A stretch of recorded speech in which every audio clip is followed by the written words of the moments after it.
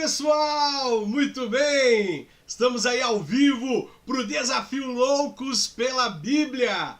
Estamos aí no terceiro dia do Desafio Loucos pela Bíblia. Nós vamos aí aprender um pouco mais a respeito da Palavra de Deus. Vamos aprender um pouco mais a respeito dos direcionamentos eternos que Deus tem nos dado. Tem sido um tempo incrível, olha, só o terceiro dia, mas Deus já tem falado tanto aos nossos corações, Deus já tem abençoado as nossas vidas, e eu já quero convidar você para poder compartilhar essa transmissão. Clica aí no botão compartilhar e espalha essa transmissão, manda para os seus amigos, manda lá no grupo do WhatsApp, manda para geral, fala assim, olha, nós estamos lendo a Bíblia todos os dias em uma live, estamos tendo um propósito de oração, hoje é o terceiro dia, e convida geral para poder participar com a gente, porque Deus tem coisas muito legais para poder falar aos nossos corações. Sabe, já estamos ao vivo pelo Facebook, estamos ao vivo pelo YouTube, estamos ao vivo pelo Instagram, e olha, já tenho recebido feedback de tanta gente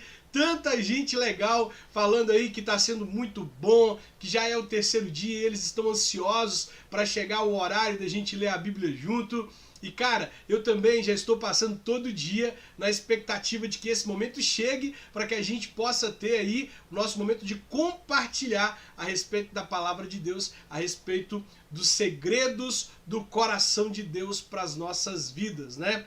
E hoje nós vamos ter um alvo de oração muito importante. Nós vamos orar aí pela nossa família e nós vamos ler o capítulo 7, 8 e 9 de Gênesis. Vai ser bom, vai ser muito bom, cara. Eu acredito assim que Deus tem preparado esse ano de 2021 para poder assim falar muito aos nossos corações, para poder abençoar as nossas vidas, para poder nos edificar, para poder firmar as nossas raízes na palavra. E olha, não desanime, não desista, fique firme, tome a decisão irrevogável de que você vai ler a Bíblia durante esse ano, você vai ler a Bíblia toda, e se você precisar de alguém para poder ler com você, você sabe que eu vou estar aqui todos os dias do ano de 2021 para a gente poder ler a Bíblia juntos. Então, fica comigo, não me abandone, eu não vou abandonar você, nós vamos caminhar junto com a ajuda de Deus aí e nós vamos poder edificar o máximo de pessoas que a gente puder.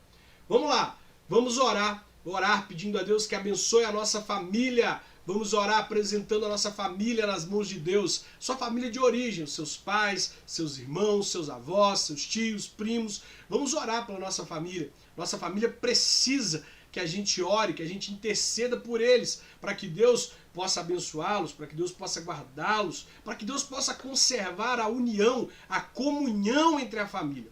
Nós não podemos deixar de orar pelos nossos familiares, nós não podemos deixar de orar pela nossa família, precisamos apresentar a nossa família. Você precisa se levantar como intercessor da sua casa, orar pela sua casa, orar pelos seus pais, pelo casamento dos seus pais, orar pelos seus irmãos, orar pelos seus tios, pelos seus filhos, enfim, orar. Vamos orar, amém? Vamos lá. Deus, em nome de Jesus, nós oramos, Deus, neste terceiro dia do Desafio Loucos pela Bíblia, Pai. Oramos pela nossa família. Queremos colocar a nossa família no altar do Senhor, Deus. Queremos apresentar ao Senhor os nossos pais. Queremos apresentar ao Senhor os nossos avós. Queremos apresentar ao Senhor os nossos irmãos, os nossos tios, primos, os nossos filhos, Deus. Queremos colocar nas suas mãos poderosas a nossa família. Pedimos ao Senhor, Deus, que conserve eles em saúde, que dê graça, Deus, para que eles possam viver em comunhão. Livra a nossa família, Deus, de desastres. Livra a nossa família, Deus, da falta de perdão. Livra a nossa família, Deus, do rancor. Livra a nossa família da divisão. Livra a nossa família do ódio. Que o Senhor dê saúde aos nossos familiares. Que o Senhor possa prosperá-los. Que o Senhor possa guardá-los. Que no seio da nossa família haja paz.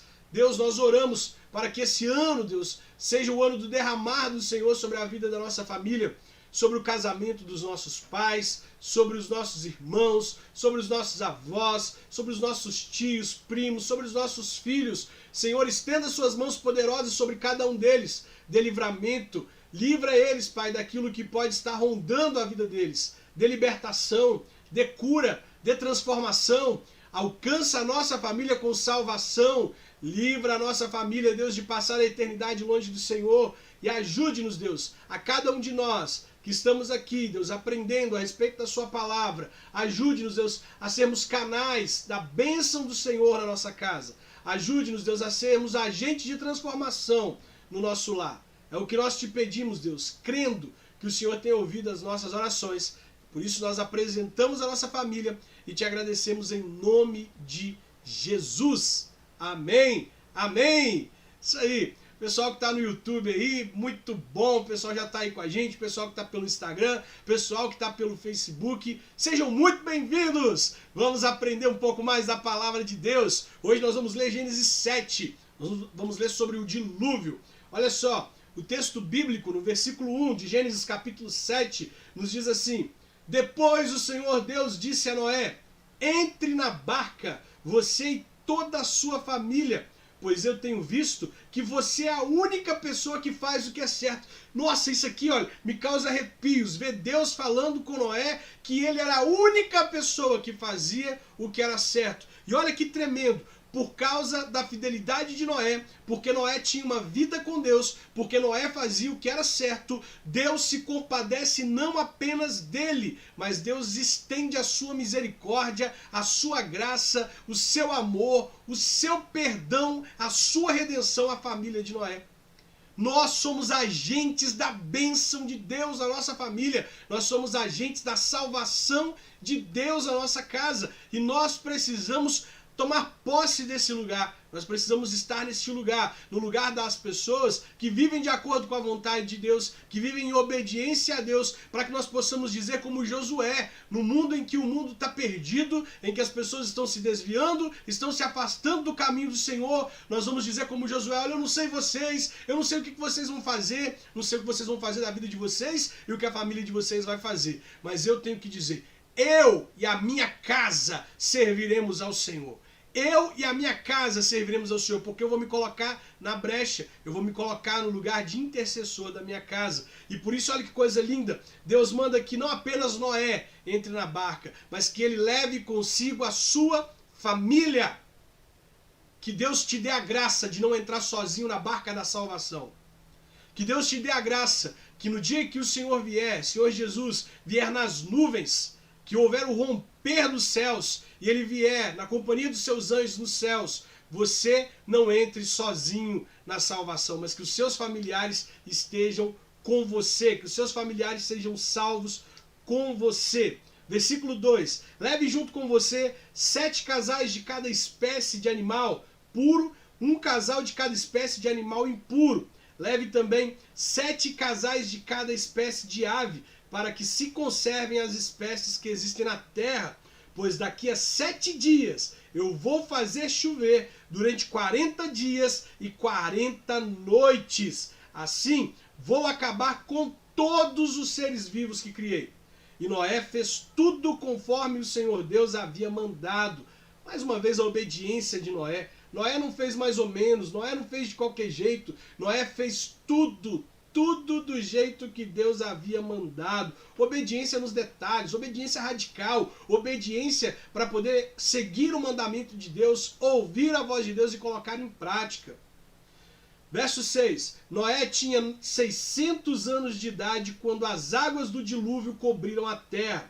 A fim de escapar do dilúvio, ele entrou na barca junto com seus filhos, a sua mulher e as suas noras. Quero voltar aqui no detalhe das noras. As noras de Noé só entraram naquela arca porque elas pertenciam à família de Noé. Nós precisamos, você que vai entrar na família de alguém, você que está aí querendo namorar uma moça, você que está querendo namorar um rapaz, nós precisamos aprender a importância da família do outro, do quanto eles podem ser bênçãos na nossa vida e do quanto nós podemos ser bênção na vida deles. Nós precisamos aprender que ao entrar em um relacionamento com alguém, mais do que entrar na vida de alguém, nós estamos entrando na história da família daquela pessoa. Nós participaremos da história da vida daquela pessoa, nós participaremos da história da família daquela pessoa e aquela pessoa vai participar da história da nossa família. Entenda, não existe escolha.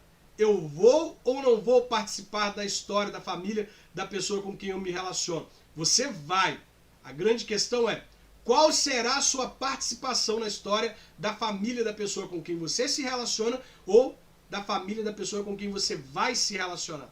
Escolha ter uma participação abençoadora. Escolha fazer parte da bênção da família. Escolha fazer parte para poder abençoar aquela família e ser abençoado por ela, e não para criar mais problemas para aquela família, e não para ser um problema na vida da família, ok? Que a família veja você como uma pessoa que ajudou o filho a melhorar, ajudou a filha a melhorar. Desde que você entrou na vida dele, na vida dela, ele progrediu nos estudos, no trabalho, tem sido um filho melhor, tem sido melhor na igreja, enfim, que você seja essa pessoa vista como um parceiro da família, e que você desfrute das bênçãos daquela família, e que você também seja uma bênção na vida daquela família, beleza? Aí olha, o verso 8. Os animais puros e os impuros, os que arrastam pelo chão e as aves, entraram com Noé na barca, de 2 em 2, macho e fêmea, como Deus havia mandado. 7 dias depois, as águas do dilúvio começaram a loucura, meu. Imagina que doideira. Tipo, não chovia ainda, e de repente começa a chover uma chuva torrencial. Chuva que começa a brotar da terra, chuva que começa a cair do céu, que não para mais. E imagina, de repente, todo mundo que estava ali zombando de Noé, todo mundo que não acreditava em Noé, todo mundo que achava que ele era louco construindo uma barca, todo mundo falou assim, cara, você tá louco, você tá fazendo isso aí pra quê? Não tem motivo você fazer isso aí, que loucura, Noé. E de repente a chuva vem. E agora Noé, que era o único que vivia de acordo com a vontade de Deus, que obedecia a Deus, entra na arca com a família. Imagina o desespero das pessoas que estavam do lado de fora. Imagina o desespero de não ouvir a voz de Deus. Gente, olha, a palavra de Deus nos diz, olha, se hoje ouvires a voz do Senhor teu Deus, tenha cuidado de ouvir o que Ele está dizendo. Se ainda hoje você ouvir a voz do Senhor seu Deus, não endureça o seu coração. Nós temos que tomar cuidado para nós não endurecermos o nosso coração ao ouvir a voz de Deus, ao ouvir o chamado de Deus, porque a salvação está à nossa disposição e muitas vezes Deus vem ao nosso encontro, assim como veio ao encontro de Noé, e também Noé estendeu a graça às pessoas daquele tempo, mas apenas Noé esteve atento à voz de Deus. Nós precisamos estar atentos à voz de Deus. Verso 11. Nesse tempo, Noé tinha 600 anos. No dia 17 do segundo mês, se arrebentaram todas as fontes do grande mar e foram abertas as janelas do céu. Caiu chuva sobre a terra durante 40 dias e 40 noites. Nesse mesmo dia, Noé e a sua família entraram na arca junto com seus filhos, Sem, Cã e Jafé, e as suas mulheres.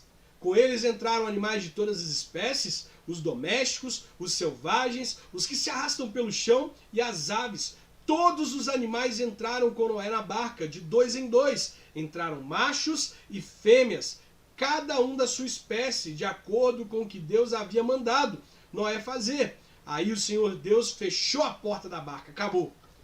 Porta fechada. Entraram aqueles que me ouviram. Entraram aqueles que estavam atentos. Entraram aqueles que estavam com o coração sensível. Agora, porta da barca fechada.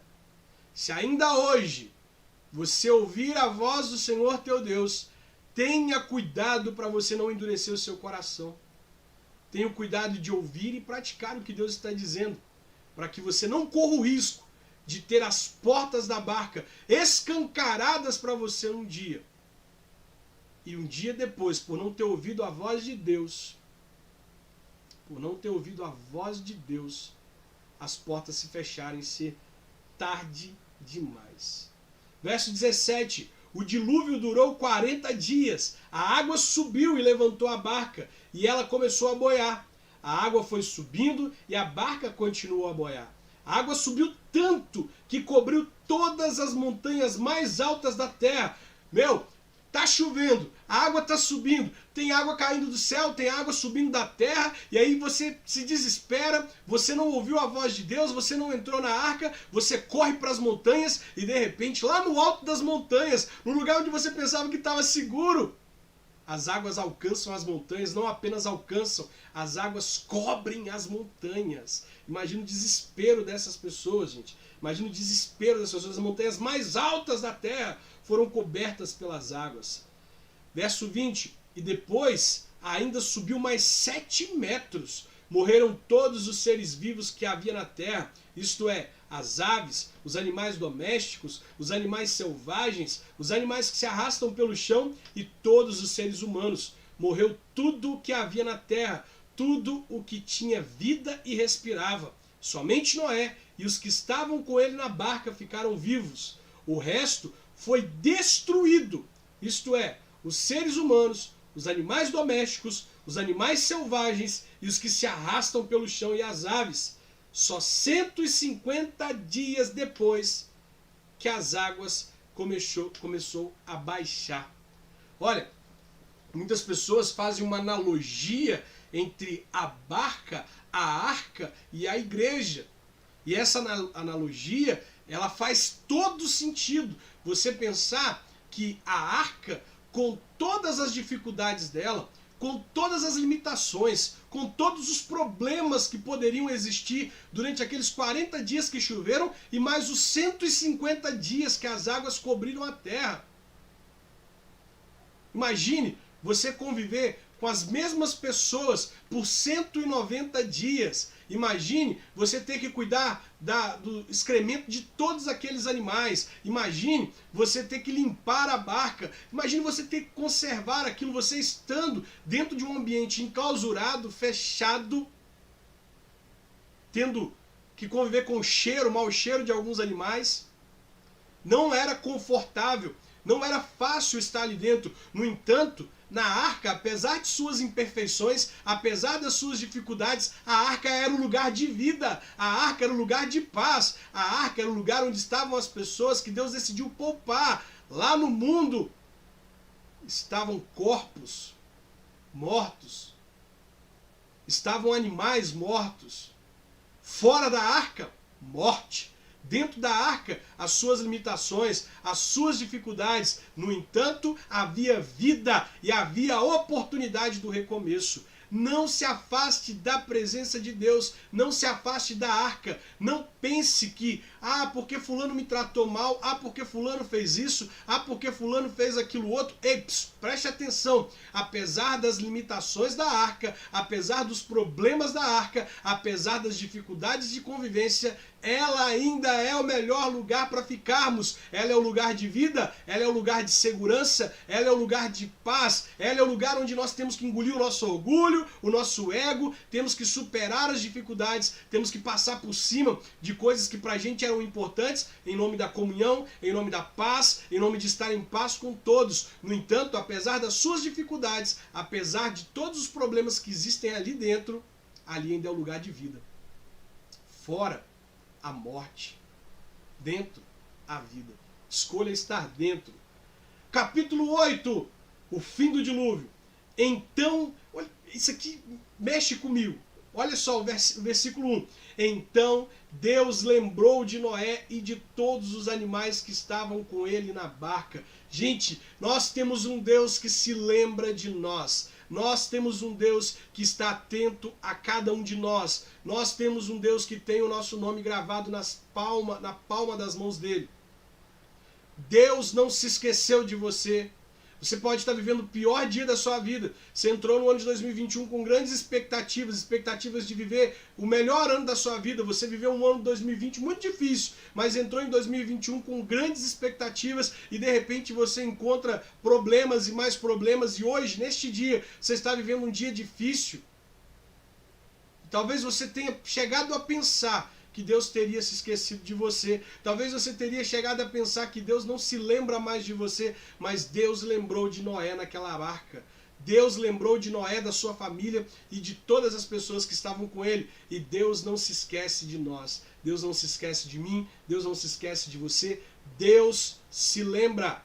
Deus se lembra. Deus se lembra de você. Deus se lembra de você que está atravessando o vale. Deus se lembra de você que está atravessando problemas. Deus se lembra de você que está vivendo aí um casamento conturbado, um namoro, um noivado que está por um fio. Deus se lembra de você que está lidando com problemas de saúde. Deus se lembra.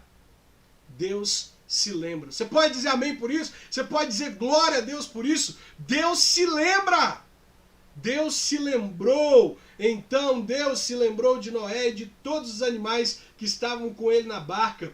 Deus fez com que um vento soprasse sobre a terra e as águas começou a baixar. as fontes do grande mar e as janelas do céu se fecharam. Parou de chover e durante 150 dias a água foi baixando pouco a pouco. No dia 17 do 7º mês, a barca parou na região montanhosa de Ararat. A água continuou a baixar, até que no primeiro dia do 10º mês apareceram os picos das montanhas. No fim de 40 dias, Noé abriu a janela que havia feito na barca e soltou um corvo que ficou voando de um lado para o outro, esperando que a terra secasse. Deixa eu só ponderar uma questão aqui muito importante. 40 dias. Olha, a Bíblia vai nos dizer que o dilúvio, quer ver? Capítulo 7, versículo 12, diz que e caiu chuva sobre a terra durante 40 dias e 40 noites. Ok? No versículo 6, no versículo 6 do capítulo 8, a Bíblia vai nos dizer que no fim de 40 dias, Noé abriu a janela da arca, a janela que ele havia feito, e soltou um corvo. 40 dias não é algo por rumo, pessoal. 40 dias não é uma coisa assim, sem nexo. 40 dias na Bíblia é um número importante. É um número geralmente em que Deus estabelece para aplicar uma prova, aplicar um teste durante 40 dias. Durante 40 dias e 40 noites choveu muito. 40 dias depois que as águas começaram a baixar, Noé solta um animal. Quantos dias Moisés passou no alto do monte? Quantos dias os espias passaram espiando a terra? Quantos dias Jesus passou jejuando? 40 dias. Esse número 40, ele tem a ver com o período em que Deus nos prova, tem a ver com o período em que Deus ele coloca em prova a nossa fé. Quantos anos, por exemplo, o povo passou pelo deserto? 40 anos. O 40 é um número simbólico na Bíblia, um número que nos mostra que várias vezes que Deus provou o seu povo, que Deus estabeleceu um período de provação para o seu povo. E aí, período de que tipo de provação, Júnior? Por que Deus nos prova? Aí nós ainda vamos ler, claro, lá na frente nós vamos aprender um pouco mais sobre isso. Mas quando você pega a sua Bíblia, em Deuteronômio capítulo 8, versículo 1, a Bíblia diz assim: Moisés disse ao povo: tenham cuidado de obedecer a todas as leis que hoje eu estou dando a vocês, para que vocês vivam e se tornem mais numerosos e entrem e tomem posse da terra que o Senhor Deus jurou a dar aos nossos antepassados. Lembrem como nosso Deus guiou vocês pelo deserto durante esses 40 anos. Durante essa longa caminhada, Deus os humilhou e os pôs à prova para saber se estavam resolvidos ou não a obedecer os seus mandamentos. Ele os deixou passar fome e depois lhes deu para comer o maná, uma comida que nem vocês nem os seus antepassados conheciam. Deus fez isso para que soubessem que o ser humano não vive só de pão, mas vive de tudo o que o Senhor diz. Olha, 40 dias, 40 noites, um período de sofrimento, um período de prova. Deus humilhou vocês, provou vocês, para saber onde estava o coração de vocês, para saber se vocês estavam decididos ou não a obedecê-lo. Mas veja que coisa tremenda. Deus leva o povo para o deserto, Deus prova o povo passa pela dificuldade, mas 40 dias depois o povo experimenta o maná do céu, um pão que ninguém havia conhecido, um alimento que ninguém havia conhecido. Deus nos leva para o deserto, Deus nos prova, Deus nos molda, Deus vai nos aperfeiçoando como o oleiro aperfeiçoa o barro, mas no final do aperfeiçoamento, ao final do período de prova, nós saímos ainda mais fortes, ainda mais íntimos de Deus, saímos aprovados para a glória de Deus e nós podemos experimentar coisas grandes de Deus que ninguém experimentou. Coisas novas e grandiosas de Deus. Amém? Amém! Olha só, versículo 8 do capítulo 8. Capítulo 8, versículo 8. Depois, Noé soltou uma pomba a fim de ver se a terra já estava seca. Mas a pomba não achou lugar para pousar, porque a terra ainda estava toda coberta de água. Aí Noé estendeu a mão, pegou a pomba e a pôs dentro da barca. Noé esperou mais 7 dias e soltou a pomba de novo. Ela voltou à tardinha, trazendo no bico uma folha verde de oliveira. Assim, Noé ficou sabendo que havia baixado a água. Ele esperou mais 7 dias e de novo soltou a pomba. E desta vez ela não voltou. Quando Noé tinha 601 anos, as águas que estavam sobre a terra secaram. No primeiro dia do primeiro mês, Noé tirou a cobertura da barca e viu que a terra estava secando. No dia 27 do segundo mês, a terra estava bem seca.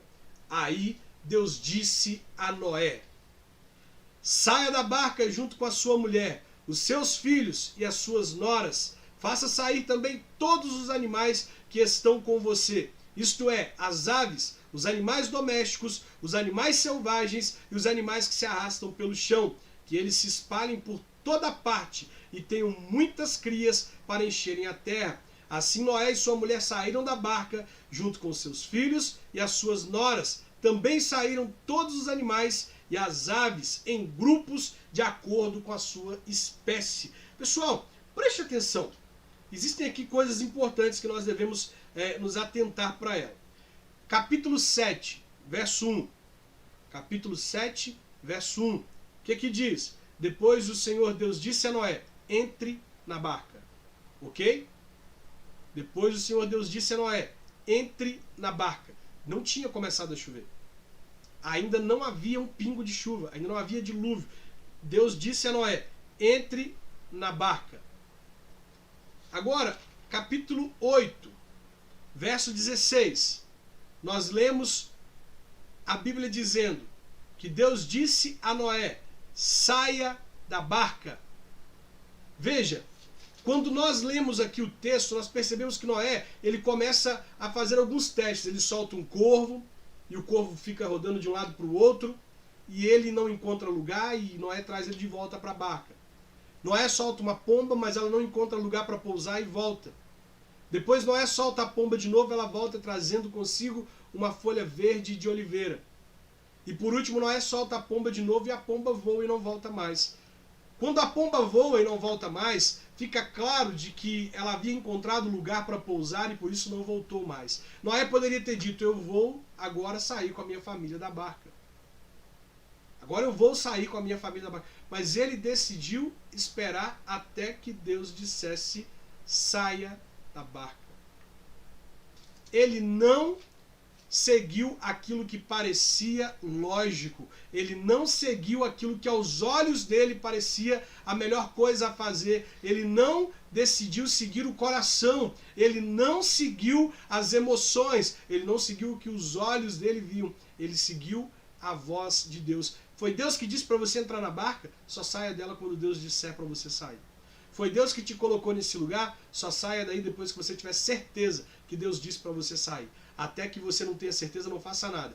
Não tome uma decisão antes de ter certeza de que você ouviu a voz de Deus dizendo para você: entre ou saia. Se Deus te mandou entrar num lugar, permaneça até que Ele dê a ordem para que você saia.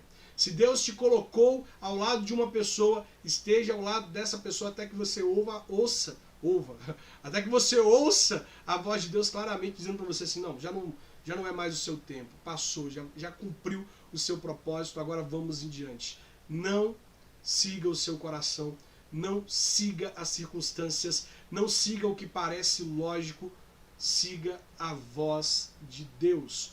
Ouça a voz de Deus e apenas faça aquilo que Deus mandar você fazer. Verso 20 do capítulo 8. Noé construiu um altar para oferecer sacrifícios a Deus, o Senhor. Ele pegou aves e animais puros, um de cada espécie, e os queimou como sacrifício no altar. O cheiro do sacrifício agradou a Deus, o Senhor. E ele pensou assim: nunca mais vou amaldiçoar a terra por causa da raça humana, pois eu sei que desde a sua juventude as pessoas só pensam em coisas más. Também nunca mais destruirei todos os seres vivos, como fiz dessa vez. Enquanto o mundo existir, sempre haverá semeadura e colheita, frio e calor, verão e inverno, dia e noite. Primeira atitude de Noé ao sair da barca. Ele poderia ter feito qualquer coisa. Ah, eu estou com saudade de pisar em terra firme, então eu vou encontrar um tempo para eu poder encostar a cabeça aqui, num lugar aqui, e poder descansar em terra firme. Ah, eu passei 40 dias dentro daquela barca, eu vou encontrar algo que eu gosto de fazer para eu poder aliviar o meu estresse, para eu poder ficar mais tranquilo, para eu poder retomar minha vida. Ah, eu vou pensar em trabalhar, em reconstruir minha vida profissional. Não. A primeira coisa que Noé faz é construir um altar para Deus. A primeira coisa que ele faz é oferecer as primícias dele naquela terra para Deus. Os primeiros dias, os primeiros momentos. Então Noé, ele decide não fazer nada a não ser ter um tempo para oferecer um sacrifício a Deus. Ele poderia ter feito qualquer outra coisa, mas ele separa um tempo para estar com Deus e oferecer a Deus sacrifício. Entenda a importância das primícias. Entenda a importância de apresentar a Deus o seu melhor. Entenda a importância de apresentar a Deus a primeira coisa de tudo que você faz. Olha, quando eu e Michele fomos nos casar, nós decidimos que o primeiro convite do nosso casamento seria para Deus. Ele era o nosso convidado de honra. Então nós pegamos o primeiro convite e fizemos o convite para Deus. Colocamos o nome Deus no convite e o entregamos no altar da igreja, convidando a Deus para ser o convidado de honra, o primeiro no nosso casamento. Ofereça a Deus todas as primícias da sua vida. Ofereça a Deus em sacrifício todas as primícias da sua vida, porque você estará o honrando desta maneira. Verso 22, a Bíblia diz que Deus também nunca mais destruiria todos os seres vivos como ele fez dessa vez. E aí sabe o que ele estabelece aqui? Ele estabelece a lei da semeadura e da colheita. O que é a lei da semeadura e da colheita? Deus poderia destruir toda a terra por causa do erro de alguns. Deus poderia destruir toda a humanidade, mas Deus decide fazer o seguinte: o que o homem plantar, ele vai colher. Ah, eu vou destruir toda aquela família porque aquela pessoa fez isso. Não, peraí. O que aquela pessoa plantar, ela vai colher. O que nós plantamos, nós colhemos. Meus irmãos, não pensem que nós podemos enganar a Deus. Não pensem que nós podemos zombar de Deus. Aquilo que nós plantamos, nós colhemos. Tudo o que o homem plantar, certamente colherá. E aí Deus, ele estabelece a partir de agora, vai ficar salvo assim, tá? Lá no nosso canal do YouTube. Basta você procurar Namoro com Propósito no YouTube, a live vai estar salva lá. Deus agora estabelece a lei da semeadura e da colheita. O que nós fazemos é uma semente que nós plantamos e nós colheremos. Isso fica muito claro, essa lei da semeadura fica muito clara logo aqui no capítulo 9. Veja bem, Deus abençoou Noé e os seus filhos, dizendo o seguinte: tenham muitos filhos e que os seus descendentes se espalhem por toda a terra. Todos os animais selvagens, todas as aves, todos os animais que se arrastam pelo chão e todos os peixes terão medo e pavor de vocês. Todos eles serão dominados por vocês. Vocês podem comer os animais e também as verduras. Eu dou para vocês como alimento. Mas uma coisa que vocês não devem comer é a carne com sangue, pois no sangue está a vida. Eu acertarei contas com cada ser humano e com cada animal que matar alguém. O ser humano foi criado parecido com Deus. Olha, esse texto aqui, quando nós lemos no verso 6, o ser humano foi criado parecido com Deus, e nós vemos aqui no versículo 5, Deus dizendo que vai acertar contas com aqueles que matarem alguém. Nós precisamos entender que quando nós ferimos uma pessoa criada à imagem e semelhança de Deus, nós estamos ferindo a imagem e semelhança de Deus. Quando você está se relacionando com alguém, você está se relacionando com alguém que foi criado à imagem e semelhança de Deus. E você precisa ter a consciência de que o outro não é um ser qualquer, de que o outro não é qualquer pessoa. Ele é alguém a quem Deus confiou a imagem e semelhança dele. Por isso nós precisamos ter esse senso de responsabilidade afetiva com as pessoas. Nós precisamos ter responsabilidade com aquilo que nós fazemos com o outro, com os sentimentos que nós geramos no outro. Quando você que está em um relacionamento decide trair a pessoa com quem você se relaciona, você está ferindo alguém a quem Deus confiou a imagem e semelhança dele.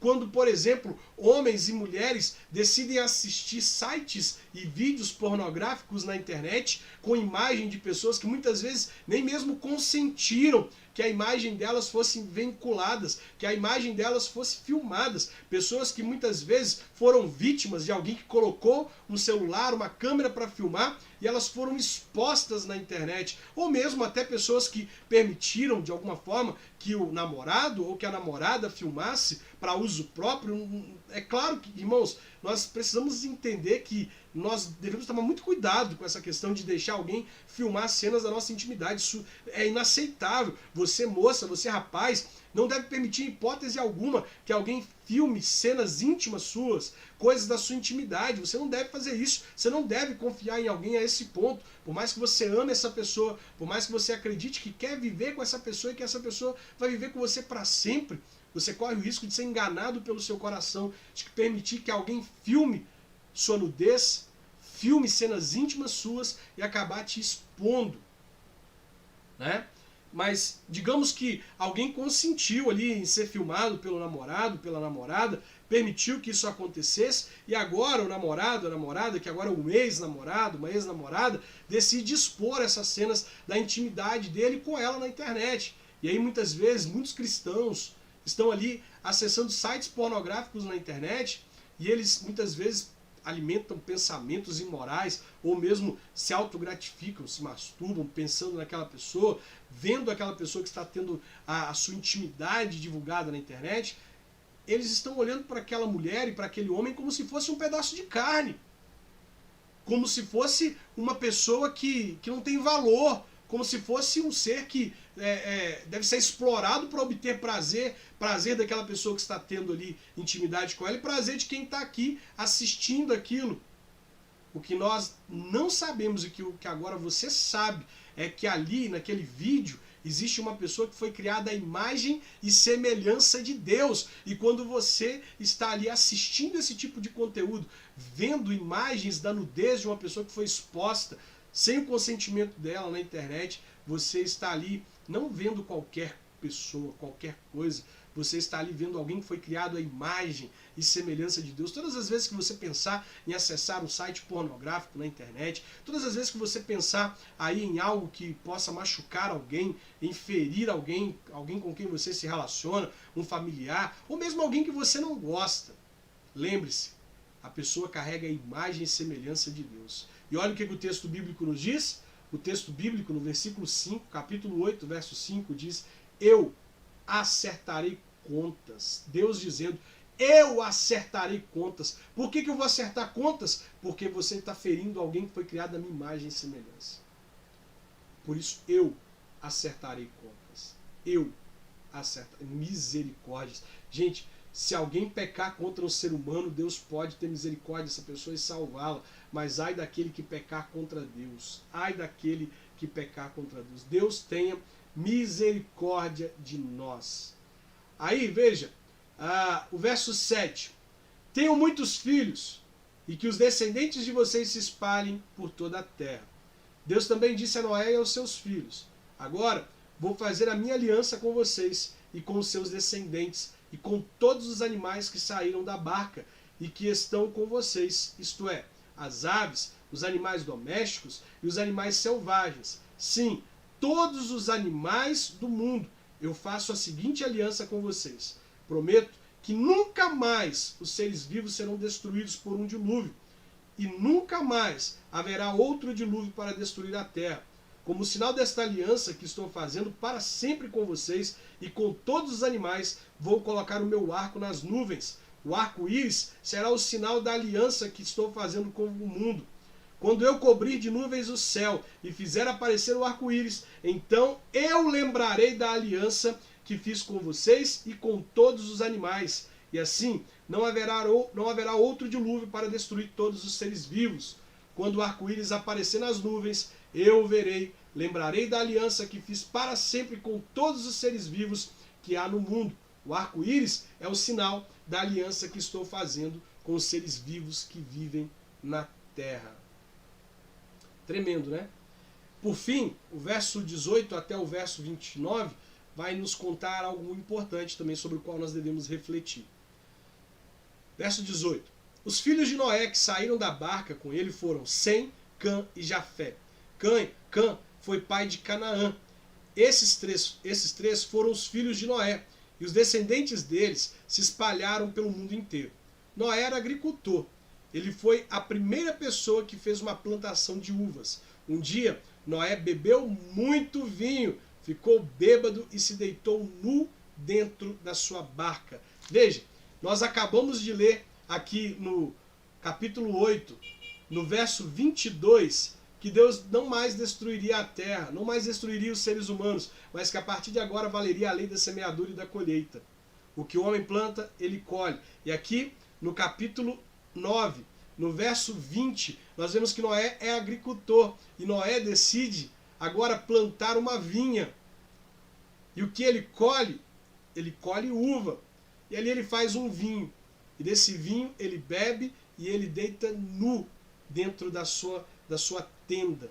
Está muito claro a lei da semeadura. O que o homem planta, ele colhe. Noé plantou uvas, colheu uvas. Não tinha como Noé plantar uvas e colher laranja. A lei da semeadura está muito clara. Aí no verso 22, a Bíblia diz assim: Cã, o pai de Canaã, viu que o seu pai estava nu e saiu para contar aos seus dois irmãos. Então Sem e Jafé pegaram uma capa, puseram sobre os seus próprios ombros, foram andando de costas e com a capa cobriram seu pai que estava nu. E a fim de não verem o pai nu, eles fizeram isto olhando para o lado. Quando Noé acordou, depois da bebedeira, soube do que Cã, o filho mais moço, havia feito. Aí Noé disse o seguinte: Maldito seja Canaã! Ele será escravo dos seus irmãos, um escravo miserável. E Noé disse mais: Bendito seja o Senhor, o Deus de Sem, e que Canaã seja seu escravo. Deus faça com que Jafé tenha domínio sobre muitas terras, e que os seus descendentes morem nos acampamentos de Sem, e que Canaã seja escravo de Jafé. Depois do dilúvio, Noé viveu mais 350 anos e morreu quando tinha 950 anos de idade. O texto bíblico nos diz que Noé vai lá, planta uma vinha, e depois de plantar a vinha ele faz vinho, bebe muito vinho, fica bêbado e vai deitar nu dentro da sua tenda. O filho mais moço, ele vê o pai nu e decide, ao invés de cobrir a nudez do pai, ao invés de estabelecer a honra do pai, ao invés de honrar o pai, ele decide chamar os irmãos para verem o pai numa situação de vergonha. Ele decide expor a vergonha do pai para os irmãos. O erro de Cã não foi ter visto o pai nu, foi não ter coberto a vergonha do pai, foi ter trago plateia para assistir a vergonha do pai. Aqui nesse texto estabelece o princípio da honra, honrar o pai, honrar a mãe. E nós precisamos ver biblicamente que nós devemos honrar o nosso pai, a nossa mãe, como nós honramos o Senhor. E quando nós honramos o pai e a mãe, o Senhor se sente honrado. Você tem uma ordem de Deus para a sua vida. Aqui em Efésios, no capítulo 5, quando nós lemos aqui no Novo Testamento, Efésios capítulo 5, nós podemos ver que a Bíblia, aliás, Efésios capítulo 6, a Bíblia vai nos dizer assim, olha, filhos, o dever cristão de vocês é obedecer ao seu pai e à sua mãe, pois isso é certo. Como dizem as Escrituras, respeite o seu pai e a sua mãe. Lá na outra tradução, na RA, na ARA, nas traduções antigas, diz assim, como dizem as Escrituras, honra o teu pai e a tua mãe. E esse é o primeiro mandamento que tem uma promessa, a qual é, faça isso a fim de que tudo corra bem para você e você viva muito tempo na terra. Veja, Cã decide desonrar o pai. Cã decide expor a vergonha e a nudez do pai. E ao contrário de um filho que honra, ele é amaldiçoado. O filho que honra é abençoado. A Bíblia está nos dizendo em Efésios capítulo 6, verso 3, que quando nós honramos, tudo vai bem para nós. Onde nós colocamos a mão prospera. O que nós fazemos dá certo. Faça isso a fim de que tudo corra bem para você, a fim de que tudo dê certo para você. Nós precisamos aprender o princípio da honra, honrar pai e mãe, honrá-los cobrindo a vergonha e não trazendo vergonha para eles e não expondo eles diante do mundo. Precisamos aprender a obedecê-los, a amá-los, ainda que eles tenham os seus defeitos, as suas limitações. É dever do filho, é dever da filha cobrir a vergonha do pai, cobrir a vergonha da mãe e não expor a vergonha deles e não ser motivo de vergonha para eles. E quando nós honramos pai e mãe, nós somos honrados por Deus. Deus faz com que tudo corra bem para nós. Deus faz com que nós sejamos abençoados. Pessoal, muito feliz porque nós chegamos aí ao final do terceiro dia. Deus tem falado muito aos nossos corações, né? Terminamos aí de ler o capítulo 7, 8 e 9 de Gênesis. E amanhã nós vamos ler 10, 11 e 12. O desafio de amanhã vai ser publicado lá no grupo do Telegram. Quem participa do grupo do Telegram recebe os desafios de oração antes de qualquer pessoa. Quando você não participa do grupo do Telegram, você só recebe o desafio de oração na hora da live. Igual hoje. Hoje nós oramos pela nossa família. Você só ficou sabendo que era pela família que nós oraríamos hoje quando você chegou aqui. Agora, quando você participa do grupo do Telegram, você já recebe antes o aviso de que qual é o nosso motivo de oração. Muito obrigado por ter me acompanhado até aqui. Espero que você esteja sendo abençoado. Espero que esteja sendo legal para você. E gostaria de pedir você para convidar os seus amigos, os seus familiares para começar o desafio com a gente. Não tem problema começar atrasado não. No ano que vem, eles passam a ler os textos que nós já lemos. Ou eles podem já ler agora mesmo para poder adiantar. E nós vamos juntos aí nesse desafio. Te encorajo a não desanimar. Vamos juntos, porque amanhã vai ser uma bênção, assim como hoje está sendo. Deus abençoe a sua vida, um forte abraço e até amanhã. Tchau, tchau. Valeu!